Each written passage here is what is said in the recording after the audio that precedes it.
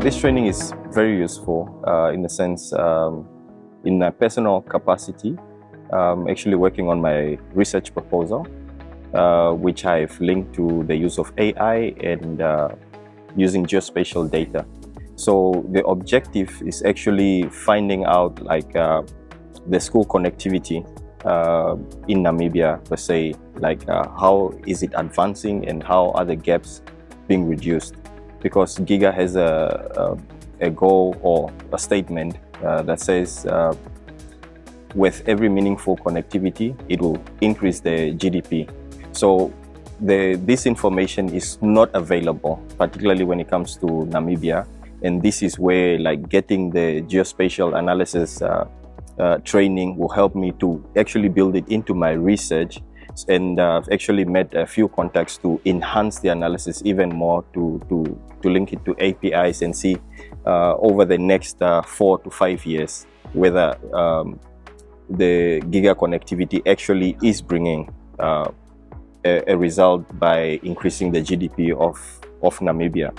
So this training comes at a very good time where I'm also transitioning in my career as a researcher, so that will help me quite a lot. If I can think about this single biggest challenge in terms of Namibia's connectivity, I would say it's the rural areas.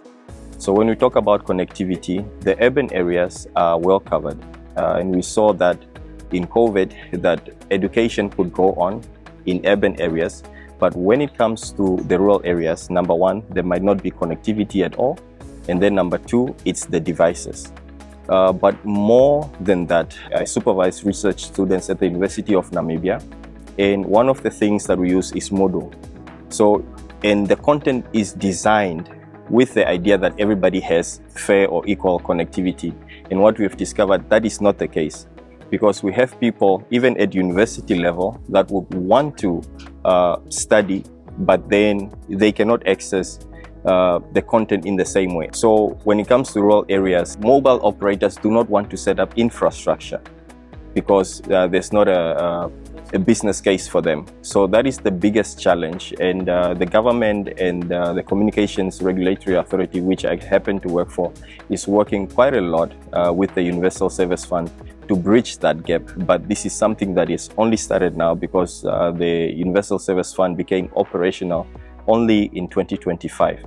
So by the end of this year, we are hoping to see 9 cell towers will become operational by the end of this year, and that will cover areas like the Kavango region, where we have massive amount of people, but then the coverage is just not there. So, and this is linked to the size that Namibia is quite a large country and vast.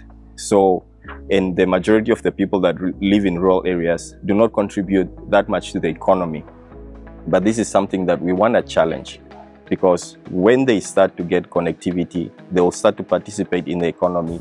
And also by increasing their educational level, it will also give them an opportunity to earn a higher income, which will bring up the income level in the country.